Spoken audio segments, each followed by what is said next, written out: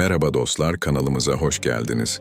Burada Stoacı felsefenin derinliklerine dalıyor ve yaşamı daha anlamlı kılmak için zaman testi edilmiş prensipleri keşfediyoruz.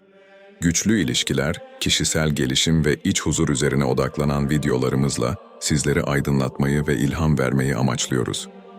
Eğer siz de hayatınızı daha bilgece yaşamak istiyorsanız bu kanalı kaçırmayın.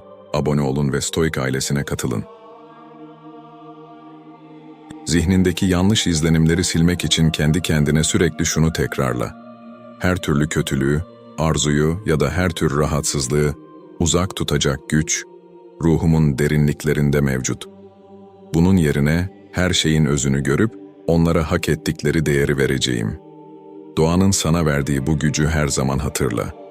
Marcus Aurelius, kendime düşünceler, bir yoga dersine katılmış ya da Hindu veya Budist düşüncenin ne olduğu hakkında ufacık da olsa bir şeyler okumuş herkes büyük ihtimalle mantra konseptini duymuştur.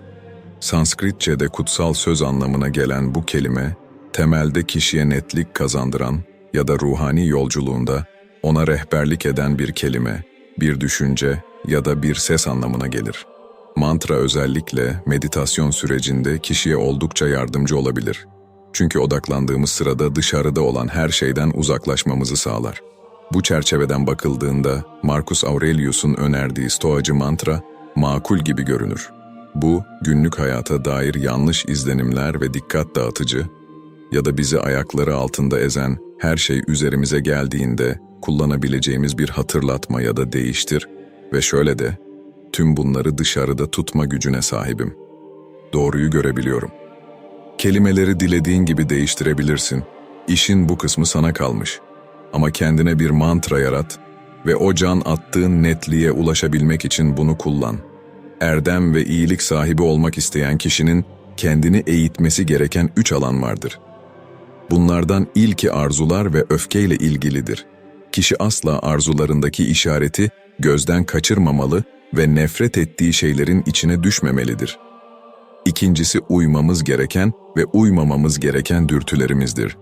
Daha da genişletmek gerekirse görevlerimiz.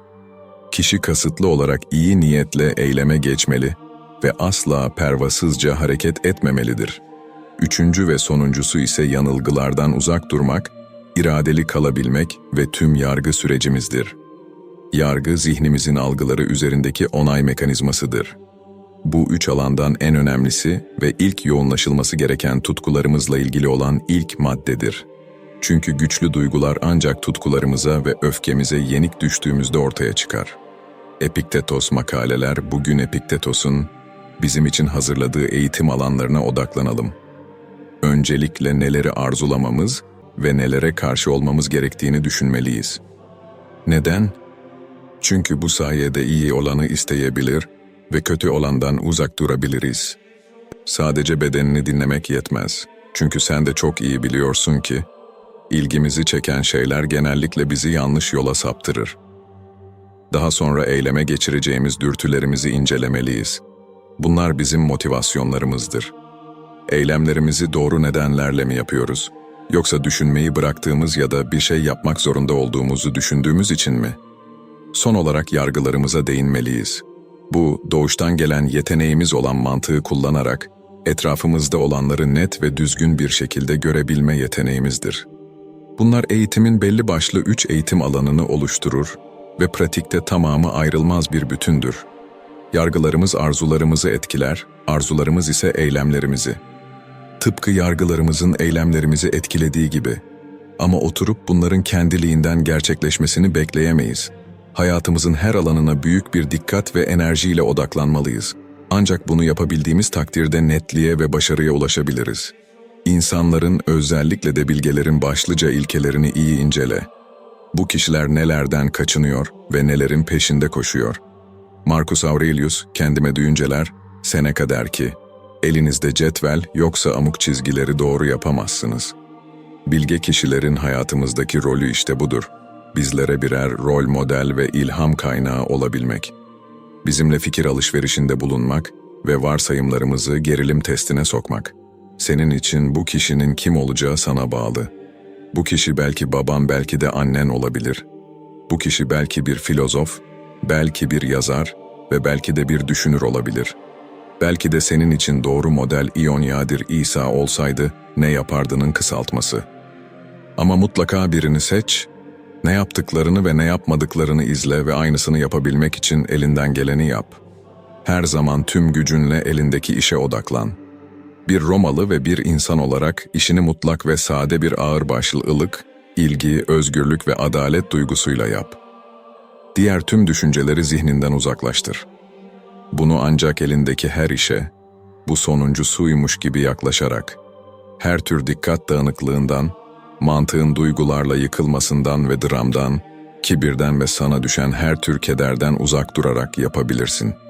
Sadece birkaç şey üzerine kazanacağın uzmanlığın hayatını nasıl bereketli ve samimi bir hale getireceğini kendi gözlerinle göreceksin.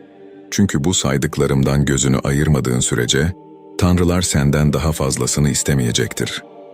Her gün bir şeyler hakkında haddinden fazla düşünme şansımız var. Kendinizi geliştirmek istiyorsanız dışarıdan gelen sorunlara karşı saf ve aptal gibi görünmekten mutlu olmalısınız. Bilgili görünmeye çalışmayın. Ve eğer birileri sizi bilgili gibi görüyorsa, kendinize asla güvenmeyin. Ürekli iletişim halinde olan ve gece gündüz uyumayan bir dünyada yaşayan bir insan olarak yapabileceğin en etkili şeylerden biri, nedir? Bilmiyorum de. Hatta bununla da yetinmeyip umurumda değil de, görünen o ki toplumun büyük çoğunluğu, bir kişinin tüm güncel olaylara hakim olmasını, herkesin övdüğü bir televizyon programının her bölümünü izlemesini, düzenli olarak haberleri takip etmesini ve kendisini bilgili ve dünyevi bir birey olarak sunmasını Tanrı'nın emri olarak görüyor. Ama bunun gerçekten de gerekli olduğu nerede yazılı? Emniyet güçleri tarafından korunan bir kanun mu var? Yoksa aslında bir akşam yemeği sırasında aptal gibi görünmekten mi korkuyorsun? Evet. Kişi ülkesini ve ailesini doğrudan etkileyebilecek olaylar hakkında genel olarak da olsa bilgi sahibi olmakla yükümlüdür. Ama hepsi bu kadar. Medya kullanımını önemli ölçüde kısıtladığında ne kadar çok zamana, enerjiye ve saf beyin gücüne sahip olabileceğini hiç düşündün mü? Her an bir skandal gelişme ve birçoğu asla gerçekleşmeyen potansiyel kriz tarafından heyecanlandırılıp öfkelendirilmediğinde, kendini ne kadar dinlenmiş ve ne kadar şimdiki zamanda hissedebileceğini hiç düşündün mü? Felsefeye bir amir gibi değil, daha çok dertlerinden kurtulmaya, yaralarını sarmaya ya da acılarına merhem bulmaya çalışan bir hasta olarak dön. Onu bu şekilde değerlendirirsen, her şeyi ortalığa dökmeye gerek duymadan mantığa ayak uydurur ve sırtını kolayca ona dayayabilirsin. Ne kadar çok meşguliyetimiz olur, ne kadar çok çalışır, öğrenir ve okursak hayatın akışına kapılmamız da bir o kadar kolay olur, kendimizi bir ritmin içinde buluruz. Para kazanıyoruz, yaratıcılığımızı kullanıyoruz, sürekli uyaranlara maruz kalıyoruz ve meşgulüz. Buradan bakınca her şey yolunda gibi görünüyor. Ama felsefeden her geçen gün daha da uzaklara doğru sürükleniyoruz. Bu umursamazlık halinin sorunlara yol açması kaçınılmazdır. İçinde bulunduğumuz stres gitgide artıyor, düşüncelerimiz bulanıklaşıyor ve aslında neyin önemli olduğunu unutuyoruz. Tüm bunlar doğuştan gelen saf ve doğal yeteneklerimize, mantığımız, içgüdülerimiz ve hayat amacımız zarar veriyor. Bu noktaya ulaştığımızda frene basmamız gerekli. İçinde olduğun devinimi ve durumu bir kenara bırak. Köklerini netlikten, doğru yargı sürecinden ve iyi ilkelerden alan düzene ve uygulamalara geri dön. Stoacılık ruhun ilacı olmak üzere asarlanmıştır. Bizi modern hayatın yarattığı hassasiyetlerden kurtarır. Hayatta başarılı olmamızı sağlayacak gücü kazanmamıza yardımcı olur. Bugün onunla iletişime geç ve bırak, o seni iyileştirsin. Kendini öfkeye kapılacak gibi hissettiğinde şunu hatırla. Öfkeye kapılmak erkeklere yakışmaz. İnsanlara ait duygular ancak kibarlık ve medeniyettir ve dolayısıyla erkeklere yakışan da bunlardır. Gerçek bir adam öfkenin ve tatminsizliğin kölesi olmaz. Ancak böyle biri için güçlü, cesur ve dayanıklı diyebiliriz. Bu kişiler öfkelenmez ya da sızlanmaz. Bir adam zihninin sakinliği kadar güçlüdür. Sporcular neden birbiri hakkında atıp tutar? Neden hakemlere duyurmadan rakiplerine kasten saldırgan ve edepsiz şeyler söylerler? Rakiplerinin bir tepki vermesini sağlayabilmek için. Çünkü rakiplerini oyundan koparmanın en kolay yolunun onları sinirlendirmek olduğunu bilirler. Ne zaman sinirlendiğini hissetsen kendine bunu hatırlatmaya çalış. Öfke güçlü, etkileyici ya da sağlam değildir. Öfke bir hatadır, zayıflıktır. Ne yaptığınıza bağlı olarak değişebilse de başkasının sizin için hazırladığı bir tuzak bile olabilir. Hayranları ve rakipleri dahil herkes boksör George Foreman'a ring robotu derdi. Çünkü en ufak bir duygudan bile arınmış gibiydi. Soğuk ve sakin hali, mümkün olan en korkunç görüntü ve en büyük duygusal patlamadan bile daha korkutucuydu. Güç, kişinin kendine hakim olabilmesidir. Asla sinirlenmeyen ve kaygılanmayan biri olabilmektir. O, tutkularının esiri değil hakimidir. Doğru bir ruh hali düşüncelerini şu şekilde hizaya sok. Yaşını başını almış bir adamsın.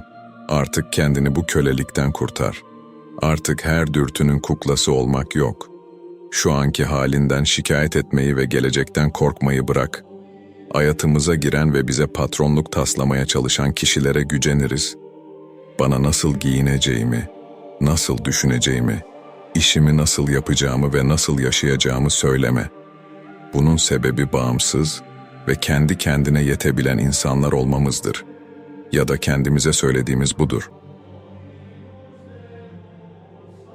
Unutmayın, her gün biraz daha bilge yolunda ilerliyoruz. Kanalımızı takip ettiğiniz için teşekkür ederiz. Daha fazlası için bizi takip etmeye devam edin ve hayatınızı daha derinlemesine keşfedin.